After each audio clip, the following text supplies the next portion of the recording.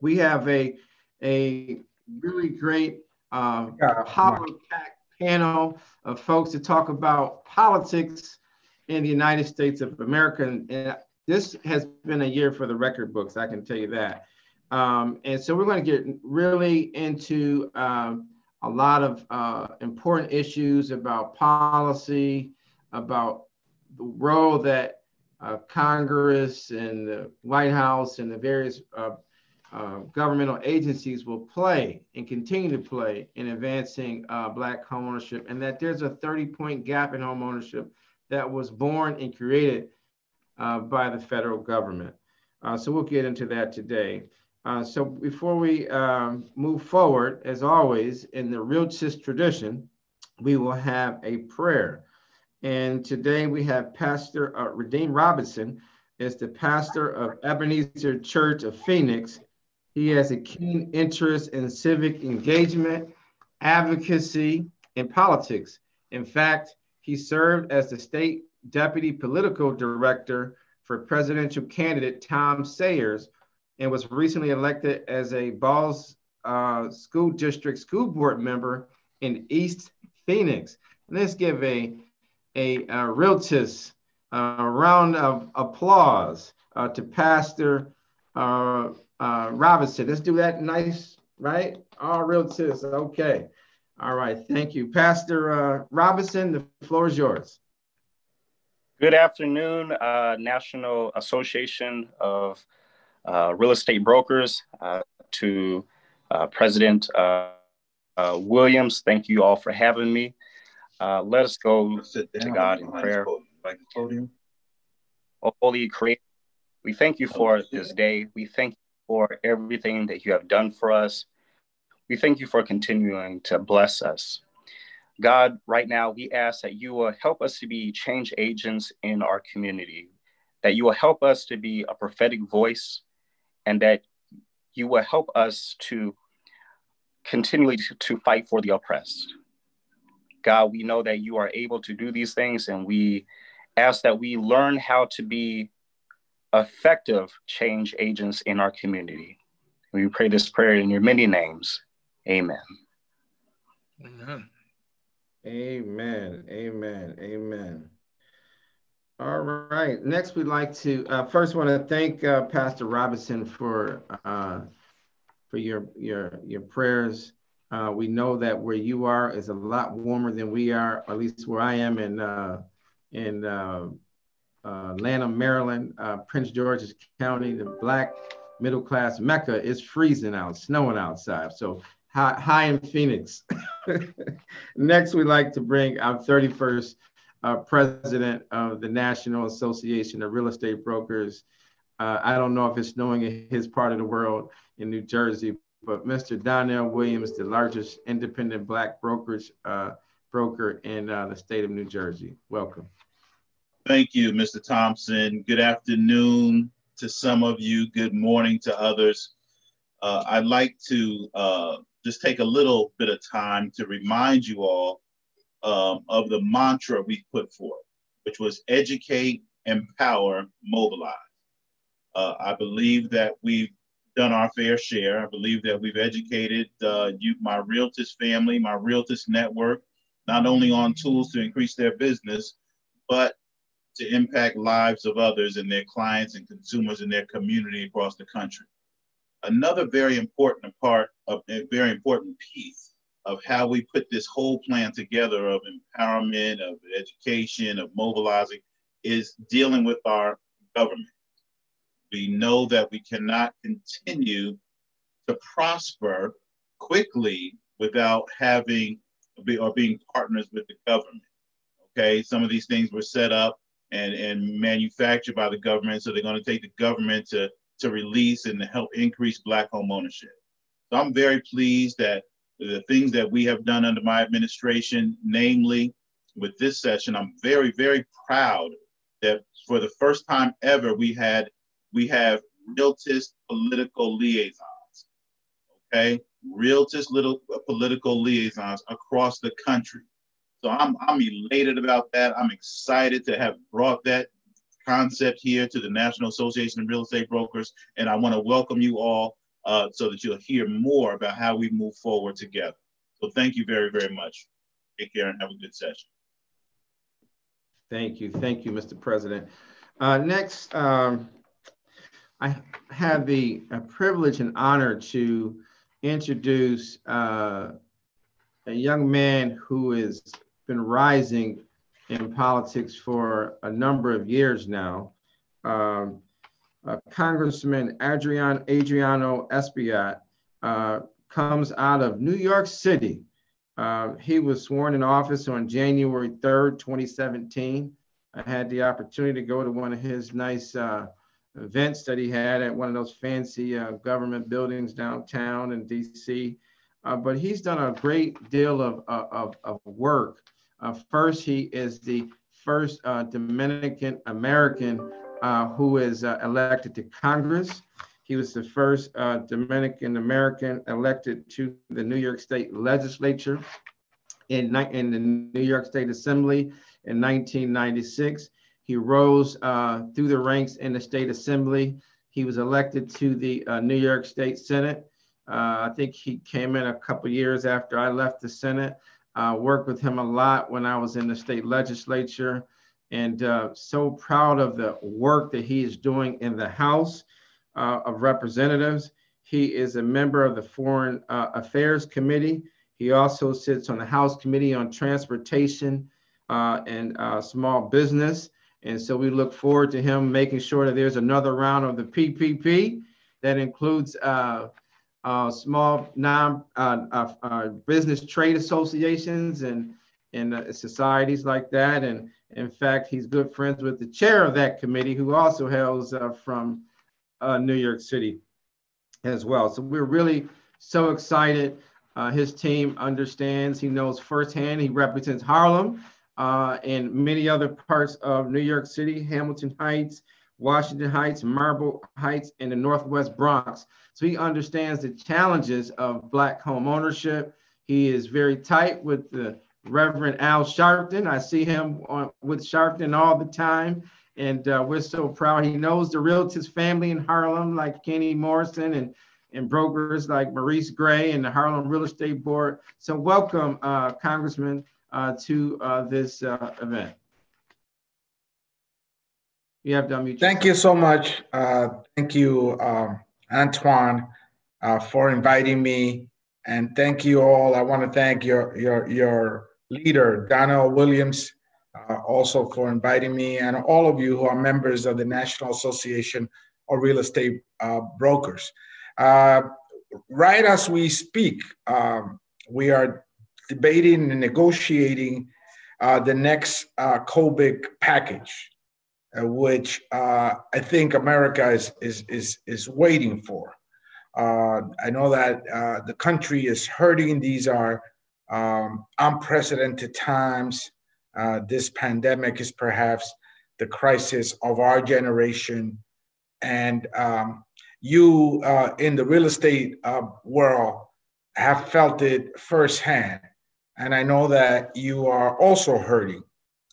There are long-standing issues like Black home ownership that must be resolved. But this pandemic is taking us to another level where we've never seen it before. So government must play a pivotal role in assisting communities across the country.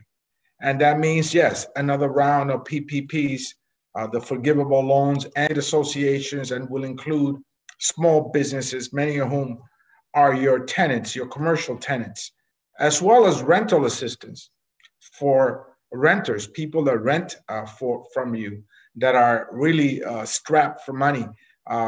We must bring this type of help to them. We must bring back the unemployment benefit and some level of stimulus checks back to folks across the country. But small businesses are really hurting. I know that yesterday there was a big rally by restaurant owners. You know, because you rent to restaurants, that they are businesses that work on a very tight profit margin. And they've really been doing a tremendous job trying to stay open during this pandemic. but it's been so difficult. And New York yesterday, this week, eliminated indoor dining for them. So they're hurting. They're hurting really bad. And we must provide this package of help that in turn will help you, because the idea is, how do we help them so they could also help you?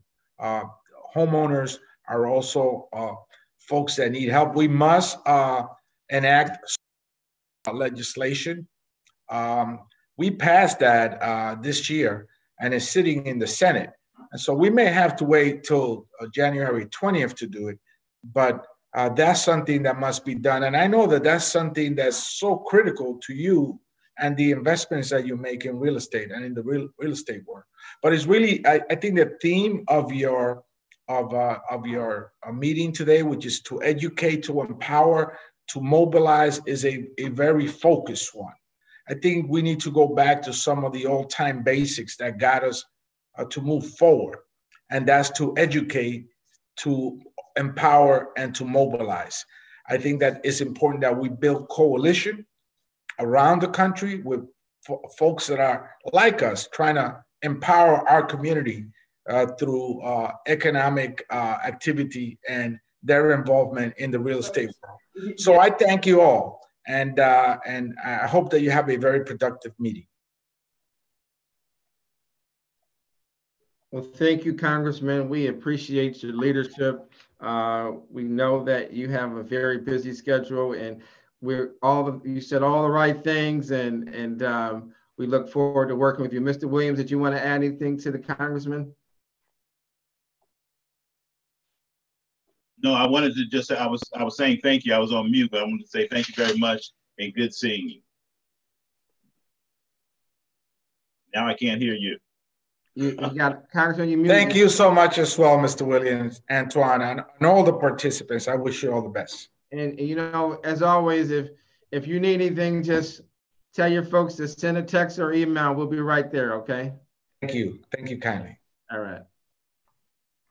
All right, next we're gonna go to C. Renee Wilson, our relationship manager, who is gonna do our Power Partner Pause. Miss C. Renee Wilson. Thank you very much. Good morning to some and good afternoon to others. I have the privilege of working with the NAREB partners. And so we take this moment for our Power Partner Pause to do a couple of things. First of all, we want to let them know that we appreciate their support. We appreciate everything that they do to help us in our quest to increase Black homeownership and the work that has to be done, and we look forward to their continued support. Today, I would like to first introduce Stephen Harrington, who is the Director of External Affairs with Rock Central. We know it as Quicken Loans. Stephen is new to the Realtors family, new with Quicken, so I wanna say welcome, Stephen, to our family.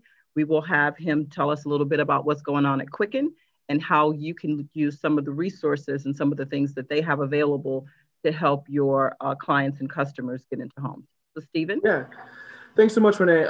Good day, everyone. Once again, my name is Steve Harrington, and I'm honored to really be here today on behalf of Quicken Loans and the Rock family of companies. As a native son of Washington, D.C. and Prince George's County, which was mentioned earlier by Antoine, I really know and understand how important it is that places where Black professionals can come together, innovate, create strategies, and understand what's best for our communities. And also, as a representative of the nation's largest mortgage lender, we understand how housing, economic opportunity, and quality of life all go hand in hand.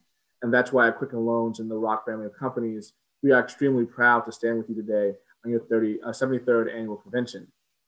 As has been stated before by the Congressman and others, we are living in a very pivotal time in American history. So much of the nation, probably since the civil rights movement, is looking at the systemic racism in this country and the effects of COVID-19 continually underscoring those disparities. And unfortunately, housing discrimination and the inability of African Americans to have access to credit reliable housing have really contained a stumbling block for millions of mortgage-ready Black Americans to gain fair access to quality and affordable housing. So at Quicken, what we're doing is we have a 6-point plan. One of that includes the policy lens, which I am leading along with Chrissy Johnson, as many of you may know. And we're going to be taking our government affairs and our lobbying apparatus to state capitals, to Congress, to really understand and advance policies and programs that will expand the credit box for African Americans, in addition to finding new ways to get federal funding for affordable housing. And so we stay with NAREB and our commitment to doing our part to bridge the Black homeownership gap. And now more than ever, all Americans may stay safe and healthy from their comfort in their own homes.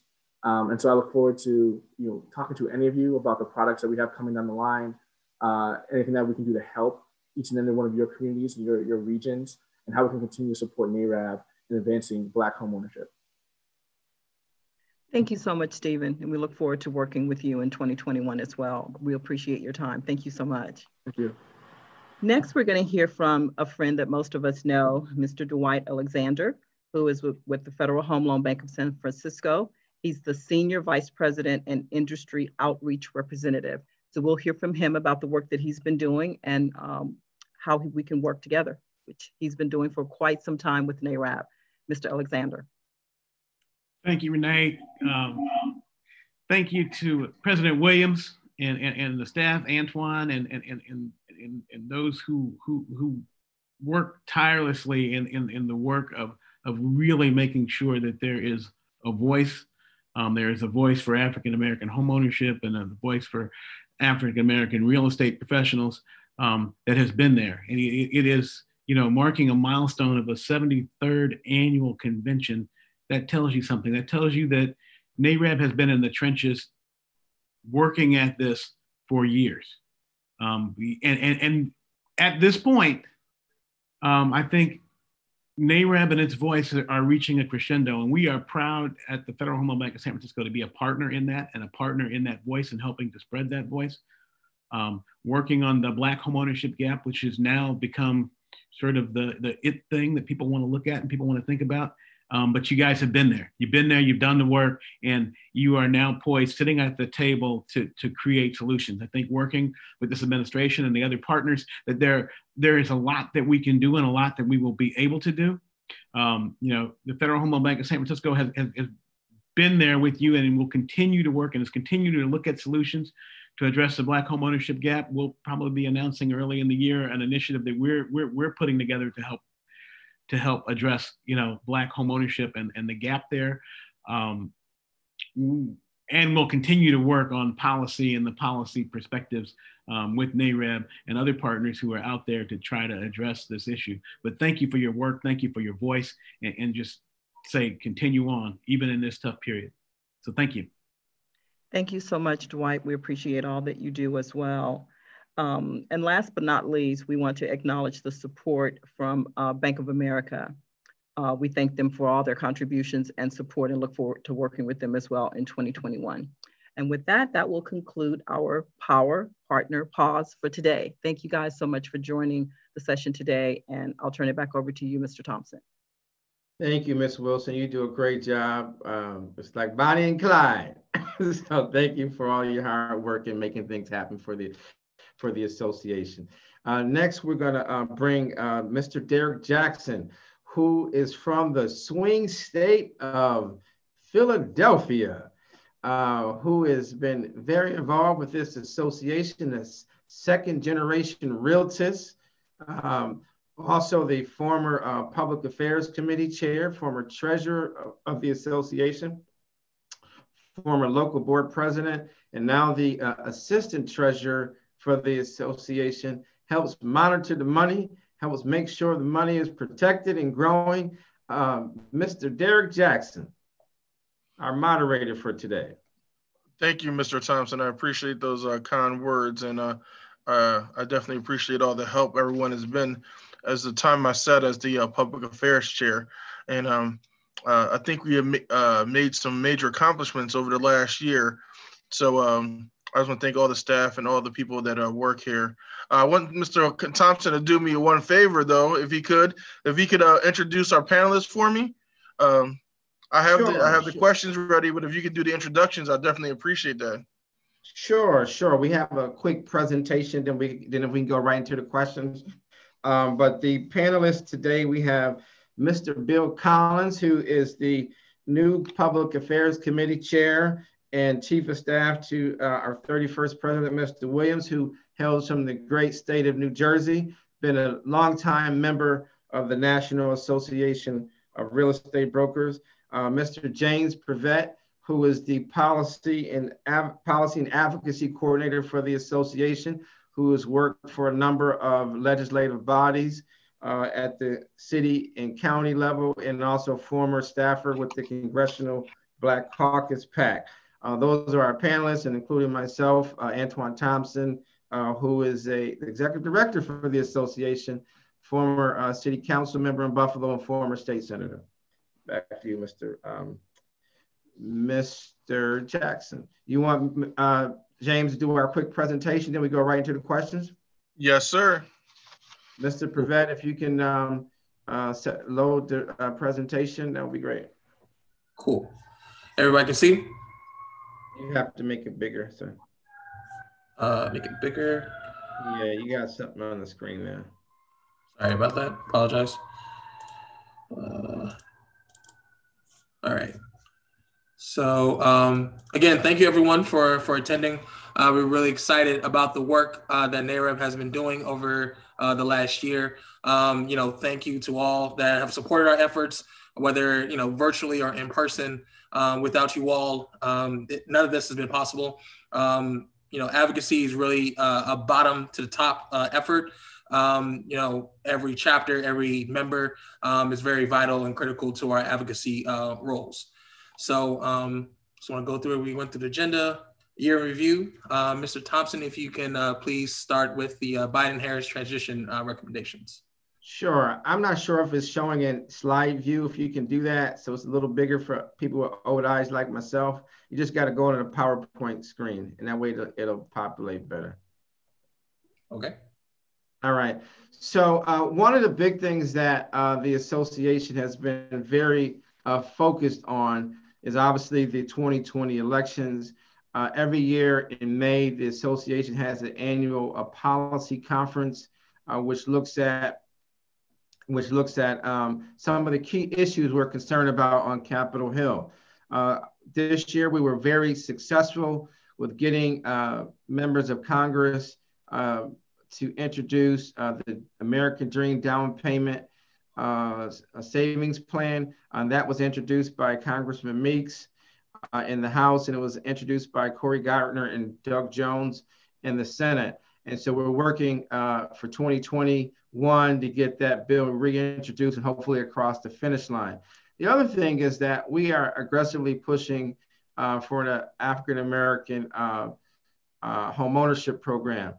On the website, you can see some of the priorities that the association put out, calling on the Biden-Harris transition team to implement a number of things during their first 100 days in office. And just a couple of highlights of those. One is going to be making sure that Black homeownership is at the top of the list. When Mr. Williams came into office in 2019, he talked about putting Black homeownership was going to be on the ballot. Well, this year it was on the ballot. Now the real work starts in making sure that in that first 100 days of office, that some of our priorities are addressed. And one of those is promote the recommendations that we put in that we're recommending, such as dealing with the issue of credit scoring, credit underwriting, risk-based pricing, and some of those other issues, and also getting this American Dream Down Payment program across the finish line. So we'll get into some of the other specifics after this presentation. Thank you, Mr. And you can go to the NAREB website under policy positions to see all of our recommendations that we have made. And we'll put those, if someone could put that in the chat, and link in the chat for the Biden-Harris team. Thank you, Mr. Prevet. Thank you so much, Mr. Thompson, for that. And then next, we really, like President Williams had said, we're really excited about the RPL program that we had just launched this year. Just a couple highlights of the program. Currently, we have 35 current RPLs in about 18 different states. We've had 5 trainings and assignments This is a really great group of people, really committed to the work of advocacy and promoting our federal policy agenda, but not only in the federal level, but also engaging with their elected officials at all levels of government. Like I mentioned before, politics is a bottom-up endeavor. So if we were engaging with the state senators and local elected officials, it's very important that we do so. So that's one way we've been doing it. We were able to launch Get Out to Vote social media campaign for the 2020 election cycle. Our RPLs have done a great job of promoting, the reasons why people should get out and vote for the 2020 election cycle. But of course, this won't stop just in 2020, but for 2021, 2022, and beyond. We are committed to making these priorities well known at all levels of government. So again, I know I saw many RPLs that are on this call. So, big shout out to everyone on that. So I really appreciate you all. Another thing we've been doing, comment letters. I know this past year we've written more comment letters or signed more coalition letters than for a while in the association. Some of the highlights of that, President Williams was able to testify at the U.S. House Financial Services Committee about 5 months ago on the importance of COVID relief efforts for Black homeowners. He was also able to testify in front of the New Jersey State Senate about the same efforts. So a lot of it was COVID relief, 501c6 relief as well for the PPP program. The GSC reforms, Fannie Mae and Freddie Mac, that is some critical regulatory changes that are going to be coming up in 2021. So the importance of getting our word out, getting our efforts out and our policy positions out is definitely critical. Another way another tool we have used to really engage and get our message out is using our voter voice advocacy alerts. With that program, we have sent about over 10,000 letters to different legislators, government agencies, and even news organizations. So this is a couple of the topics we've been covering, expanding HUD Section 184, basically creating a Black home ownership program within HUD. Is very critical. NAREB COVID recovery recommendations, American Dream Down Payment Act, and even most recently was advocacy alert encouraging Congress to pass the HEROES Act. So again, 10,000 advocacy alerts, all from members such as yourself. So if you do have an RPL in your chapter, definitely connect with them, and they have all the resources for you to be part of these advocacy alerts. And if your chapter doesn't have an RPL right now, please email Ms. Ruby to make sure that you do have an RPL. Our goal is to really have an RPL, a Realtist Political Liaison, in every chapter in the association, because that definitely helps us when we're advocating for our issues.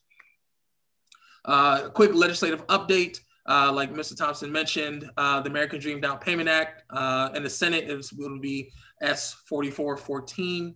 On the House side is HR 8176, excuse me. As of right now, we've had 10 different industry organizations support the bill, ranging from LISC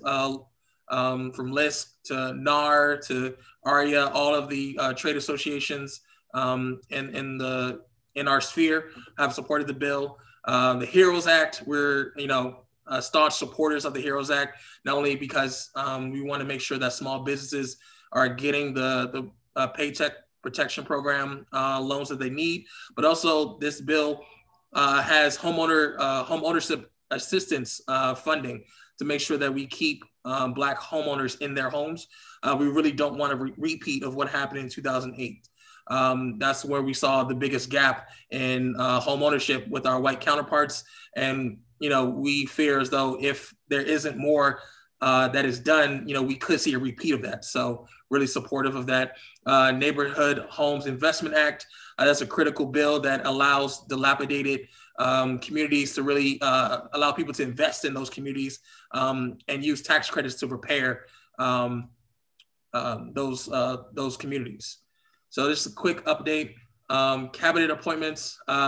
As many of you have already heard, Representative Marcia Fudge from Ohio has been tapped to be the Biden and Harris's administration's HUD secretary. That is very exciting news. We have a deep relationship with her and her office. So that definitely allows us to really get our points across. Agriculture Secretary nominee. For many of you also know that there's a lot of Black farmers and Black homesteads that get their mortgages from the USDA. So having a strong tie with the Agriculture Secretary is very critical. And then Attorney General, it hasn't not been announced, but we're very interested in how that goes. We have a lot of fair housing legislation and rules that for decades have not, for the last 4 years, have gone unenforced. And so having a strong relationship with the Attorney General's office, making sure that all of our country's fair housing issues and rules are properly being followed.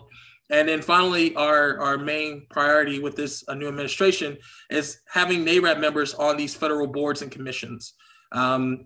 Having them part of the conversation, sitting at the table, is definitely critical in that regard.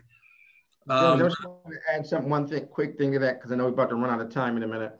But I just want to say to the folks, we need to get realtors. Get your resumes ready. We need to get realtors, professionals on the Federal Reserve Board, bank, Federal Home Loan Bank local boards, not just on advisory committees.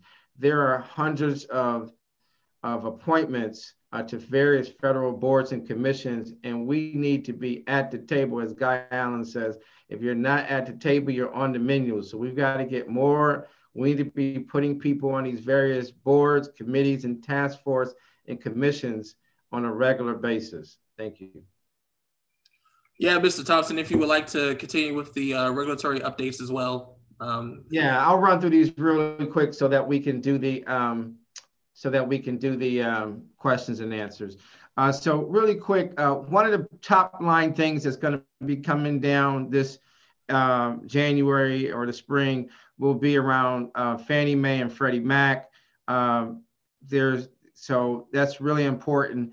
And one of the big things that the association has been very concerned about is trying to help get the Fannie Mae and Freddie Mac and the Federal Home Loan Banks out of conservatorship. And we also want to make sure that they loan more to Black people.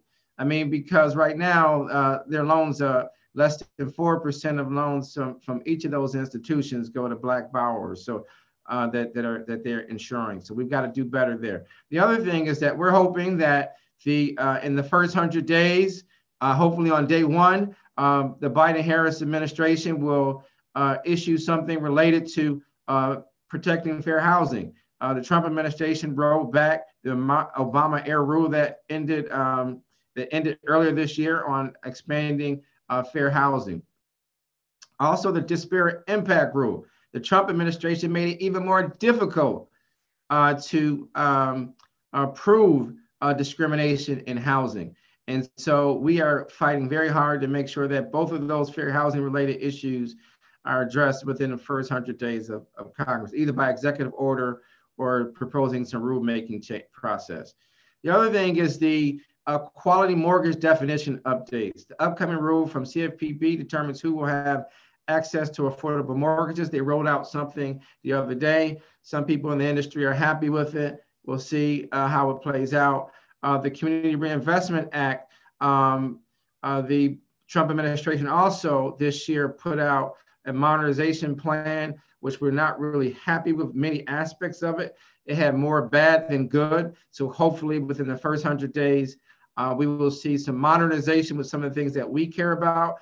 For example, making sure that depository institutions get a report card every year, and that there's more enforcement on the issue of fair lending on behalf of the Justice Department. As James indicated, the Justice Department has been very, very light in terms of making sure that people are lending to African Americans for mortgages and for small business. We'll turn it back over now to Derek Jackson to go over the question and answer. Mr. Jackson. Thank you, Mr. Thompson. And I'm sure everyone appreciates that that update that you and Ms. Purvette gave about our legislative policy. So we do thank you for that and the work that y'all do, keeping us abreast of the policy and changes at the federal level. But right now we're getting to some Q&A, some questions and answers.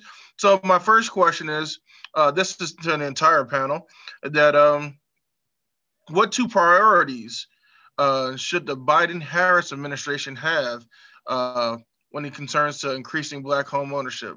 What are two things they can do in the first 100 days of the Biden-Harris administration to increase Black home ownership? So, Mr. Thompson, since I see you on the screen, you can go first. Well, number one, there are a few things that the association is pushing now, and I think I'll let Bill take one of those other big ones. But I think one of the big things is making sure that they move forward with some of the items in their Lift Every Voice plan. One is the $15,000 assistance for down payment and closing costs for buyers, and also introducing and supporting, helping us get across the finish line, the American Dream Down Payment Savings Act, which is like the 529 college savings plan where people could save for a house the same way you can for college. I think if they can get those two things, they benefit not just people of color, but down payment and closing costs is one of the biggest barriers. And for those who have young kids or those who are thinking about saving $5,000 or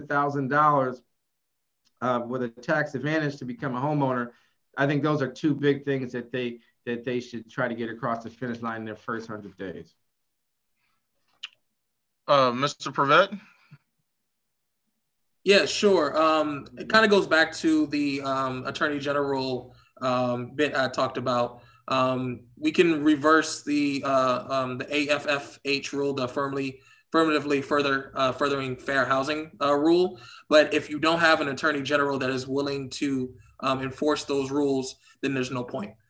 So if we making sure that we get an Attorney General and the DOJ is willing to prosecute those who are discriminating in housing.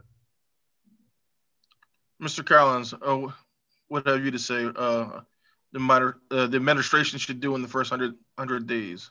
I think one of the immediate concerns is the forbearance and foreclosure process that's set upon us. And perhaps once they're in office within the first 100 days, they need to address extending the moratorium on foreclosures, establish a special committee to work with the lenders and asset managers and come up with the resolution that will be able to assist people and help keep them in their homes. I think that's probably going to be something that should be at the top of the list during those first 100 days. I think that's a very good point, because as NAREB advocates for the underserved, I think a lot of people that look like us are going to be faced with this eviction crisis more at the end of the moratorium. So rent foreclosures is going to be a very big deal, and we need to help those people that are already in houses stay in houses. I think that is an excellent point. My next question is for Mr. Purvette. We talk a lot about the RPLs. I'd like to set the table a little bit on the Realtist political liaison. Those individuals that have chosen to serve in that position are really our boots on the ground when it comes to our policies. A lot of times we talk, especially even on this Zoom, we talk about federal policies, but things that have a much quicker impact and a much direct impact are on the local, county, and state levels. Those laws affect you tomorrow. They're passed today and they affect you tomorrow. Federal policy takes a little while to trickle down, but these RPLs can affect local change, statewide change, and also help push the NAREB's national agenda. So I know we've been using that RPL term all day, and I just want to make sure we have a little background on what their job is. So to Mr. Purvette, how can people get involved with the Realtist political liaison group? Thank you, Mr. Jackson. Like I mentioned earlier, making sure that your chapter 1 has an RPL. I know a lot of our regional vice presidents and local board presidents are on the call. You know, if you don't already have an RPL, in your chapter, make sure you reach out to myself or Ms. Ruby. If Ms. Jill can put either of our emails in the chat box, you can definitely send us an email to there. And that's very critical, like you said, Mr. Jackson, of getting as many RPLs into the process and having them attend our monthly trainings, because not only are we giving updates on what's going on in the legislative process, but we actually engage with each other and make sure that we have a process where we're working with each other, helping each other out. If something's going on in Arkansas, we can definitely help out with somebody in California. So making sure that everybody has an RPL in the first place. Okay, thank you, Mr. Prevet. Yeah, and we want to encourage that behavior with our members there. My next question is, what is risk-based pricing and why do people compare it to redlining? I know a lot of our members are getting asked by the media and different other outlets to talk about redlining. I know it happened here in Philadelphia where I'm located. I also know it happened in Memphis, Tennessee, and other areas around the country where people are more concerned about redlining. They want to know what it is. And how does risk-based pricing compare to redlining? I probably posed that question to Mr. Thompson so he can give us his thoughts. Yeah, I think Bill and I can definitely tackle that. Essentially, risk-based pricing is when the government-sponsored entities and others and lenders add what we call overlays onto mortgages. They look at your debt-to-income ratio. They use all these algorithms to say, if you fit into this certain profile, they will add additional points onto your mortgage. And so what NAREB in our State of Housing and Black America report, if someone can put that in there, for the last few years, we have been really battling against this. Now, a lot of other organizations are starting to do that.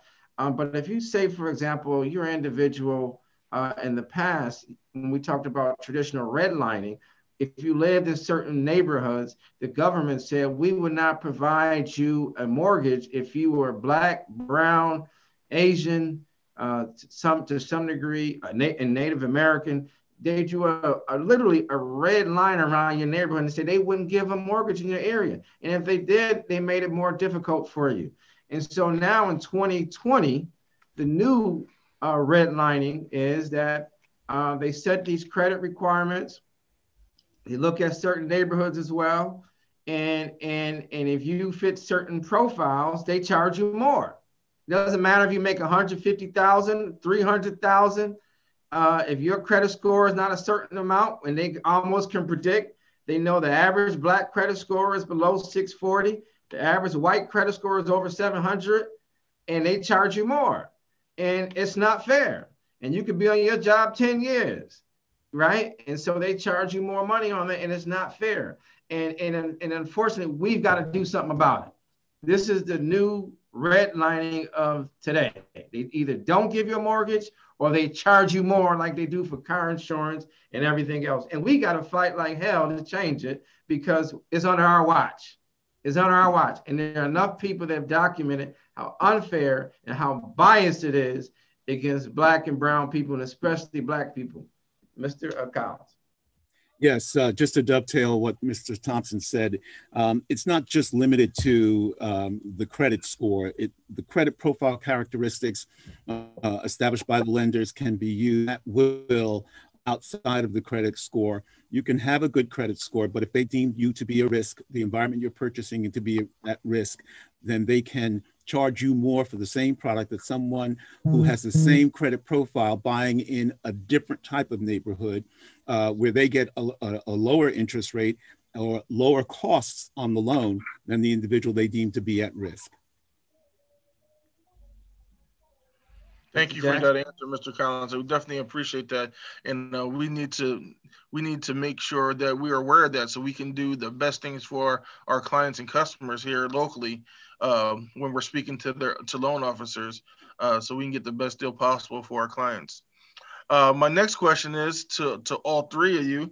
Again, what is NAREB doing to reach out to the Biden-Harris administration? What kind of relationships are we building with the transition team with Biden-Harris so we can be part of that first 100 days? Mr. Collins, I see you here. I probably will start with you now. Okay, well, we have a relationship in Washington already with a number of congressional leaders. We're not starting from scratch, and some of those leaders are part and parcel of the extended team of the Biden-Harris administration. And so what we are endeavoring to do is to continue with those relationships and allow those to parlay us into having conversations with the new administration to put forth some ideas about how we best see them addressing some of the concerns that we just discussed here today. Fortunately enough, we have people who are coming into place as a result of the new administration who have experience in the housing sector, unlike the prior administration.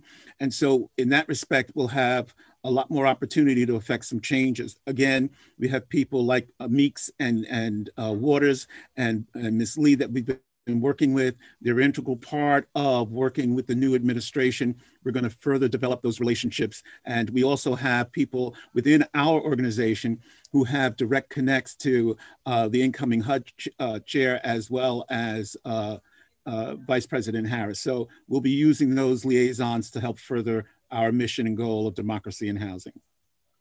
Thank you. Mr. Go ahead. Mr. Jackson, I was going to also mention that so that all the attendees know that the leadership team did meet with the Biden-Harris transition team about 3 weeks ago. We shared with them our policy priorities for the Biden-Harris administration. We also will be playing a role in some of the other recommendations to them.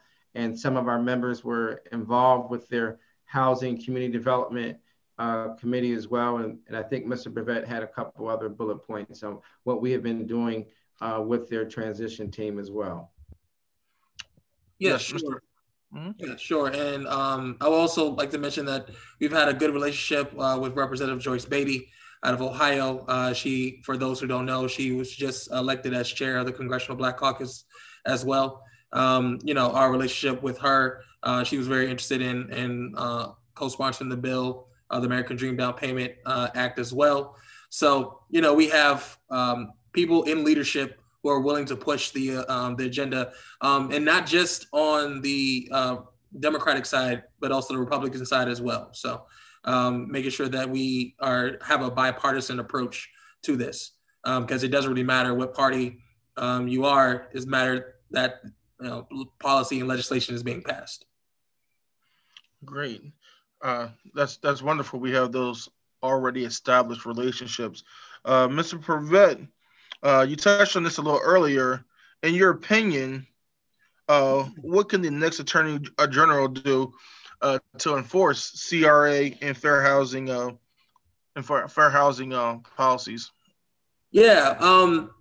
First of all, make it more punitive when people violate these fair housing actions. We saw at the tail end of 2019 in Long Island with that report from Newsweek of how real estate agents were intentionally directing potential home buyers away from affluent communities or of the like. So our goal should definitely have an Attorney General that's astute to this cause, or at least support the state's attorneys general with their efforts as well. You know, we want to make sure that we are focused on actually enforcing these legislation, because like I said earlier, we can pass as many legislation, we can change as many rules, but if no one's going to carry that out, it's pointless. Thank you. Thank you for that. Mr. Thompson, you have anything to add? Yeah, I want the members to know that the association regularly joins in with lawsuits with the National Fair Housing Alliance.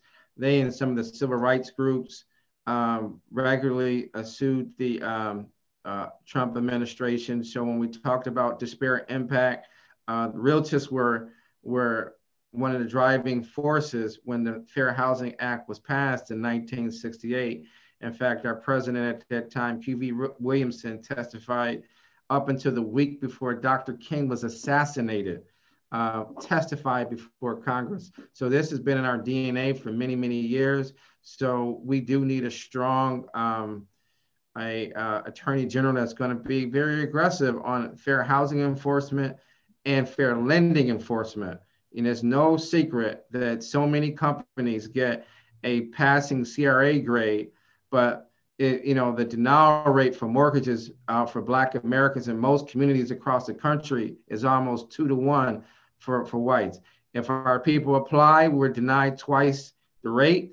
And then in communities of color, particularly Black communities, even affluent Black communities, that people are closing depository institutions in affluent Black communities at a higher rate than they are closing banks and in low-income white areas. So we have a lot of work to do, and we need a strong and very ambitious attorney general. Now, it's not anti-business, but more conscious on enforcement of policies. Thank you, Mr. Thompson. Mr. Collins, your thoughts on Congresswoman Marsha Fudge being selected as the Secretary of HUD for the next administration? If I may, I just wanted to dovetail Mr. Thompson's comments on the prior. Absolutely. The president has been in discussion about some changes to the fair housing guidelines. As Mr. Prevet had said, that the penalty, the financial penalty for the real estate practitioner who exhibits the infraction should be significantly higher. He also believes that in addition to that, there should be a financial penalty to the brokerage as well. And in addition to that, fair housing needs to be a separate program that has its own annual requirement for every real estate practitioner. So not being able to take something online in 30 minutes, satisfy the requirement, but perhaps something more along the lines of 8 hours in person. When we get back to being in person, if not necessarily in person immediately, then perhaps online, but definitely something along the lines of an 8-hour program, because we understand how widespread this practice is. From New York to Texas, we've had examples in the media over the last year. And so it's that important that it be set aside as a separate requirement on an annual basis, in addition to the financial penalties for the real estate practitioner and the brokerage as well. Having Ms. Fudge come into office gives us an opportunity, as I previously stated, to dialogue with someone who's intimately connected to what it is that we do and what we're promulgating in the way of our democracy and housing mission statement. And so by virtue of having someone there who's receptive and understands our business, we're in a much better position to advance our agenda to allow for changes on the landscape on the federal level, so that we can address issues like the redlining and student loan challenges. Those things will be a lot easier to discuss in terms of looking at potential remedies as a result of having someone there who has an understanding of the challenges that we're facing. And Mr. Jackson, I know we're almost out of time. I just wanted to say one quick thing. Student loan debt calculations needs to be addressed in the first 100 days, because there's a disparity between student loan debt calculations for HUD or FHA mortgages, and also for Fannie and Freddie mortgages. In addition to that, we need to have reform of the HUD 203K program. It needs to be modernized, more efficient, more competitive products, so that we can rehab more of these houses and put more Black people in the homeowners. Thank you. Okay, I think we have time for one more question. I'll pose this to all three panelists. How can NAREB plug into the social climate of social reckoning and emphasis on their role in Black home ownership? So just to restructure that question a little bit, there's a lot of social change happening now, and Black and brown people are at the forefront of that. How can NAREB really tap into this climate while it's still in the news cycle for now? Yeah, Mr. Jackson, I guess I can go and start with that. From my perspective of millennials, this is a key component of how they're going to be voting for generations, and letting them know that homeownership is part of that problem, of that solution. I always equate it to, there's a lot of potential energy. We have to turn it into kinetic energy for my physics geeks out there. But, there's a lot of pent up energy that needs directed and guidance with that. And if you let them know, let the community, let the public know that homeownership is the pathway to social justice, that's definitely could be helpful to bring in and widen our coalition of letting them know what's going on. Because I also believe that RPLs and advocacy is not just for elected officials, but it's for educating our community as well. It's a public relations tool. So that's how I answer that. Thank you. We have the millennial part of you. Let's hear from another part of you, Mr. Collins or Mr. Thompson. Mr. Collins, you want to go first, and I'll clean up.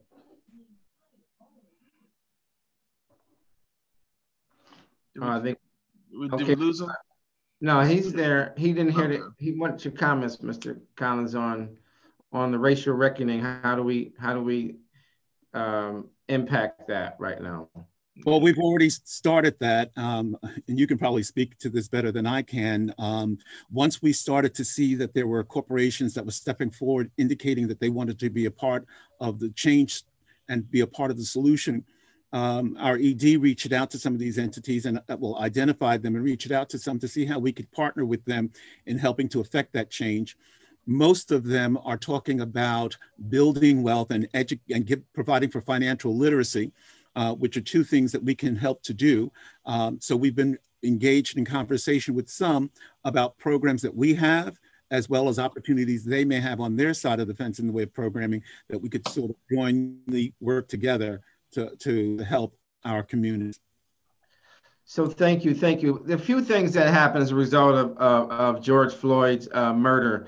Number one, we've gotten some people to help us with our RPL program, trying to help deal with this racial disparity in housing. So we've got to do some advocacy, as you indicated, Mr. Prevett, at the local, state, and national level. And so now people are starting to see that if they help NAREB with advocacy, then we can keep these issues at the forefront of our elected officials at the local, state, and federal level. The other thing is that in January, we got a contribution of $100,000, which will be announcing a new NAREB Black Real Estate Program. We'll be able to give scholarships to help African Americans go into real estate. Hopefully that will lead to more money, but that's a direct benefit that came as a result of that. The other thing is, lastly, we've had a couple companies that are stepping up that are going to help us with a down payment and closing cost assistance grant. As many of you know, whether they're middle income or low to moderate income people, that down payment is one of the top 3 barriers to home ownership. So the more we get out here, we tell the story that we are the face, we are the conscience of the real estate industry. The more we are leading the charge, we believe that more people will step up and partner with the National Association of Real Estate Brokers. Thank you for that. Does anyone else have any closing remarks as we attempt in this session? Mr. Collins or Mr. Prevett? Yeah, sure. So again, first off, thank you everyone for attending this session. We really appreciate all of the work and support that you continue to give NAREB and our advocacy team every day. I also want to make sure that people know that getting engaged with the politics is also important. That's why we also, the Realtors have NAPAC 1947 as a political arm that we can use to support candidates as they run for office. We have supported about 7 candidates this past election cycle, and we're continuing to expand over the next couple years. We actually are having an event tomorrow at 7 p.m. Eastern Standard Time to kind of go over what we have done in the 2020 election cycle and, you know, kind of our plans for beyond. So I'll make sure to put that information into the chat box. And last but not least, Mr. Collins, any closing remarks? Yes, I would follow up by saying we have all the resources that we need available to us to continue to affect change.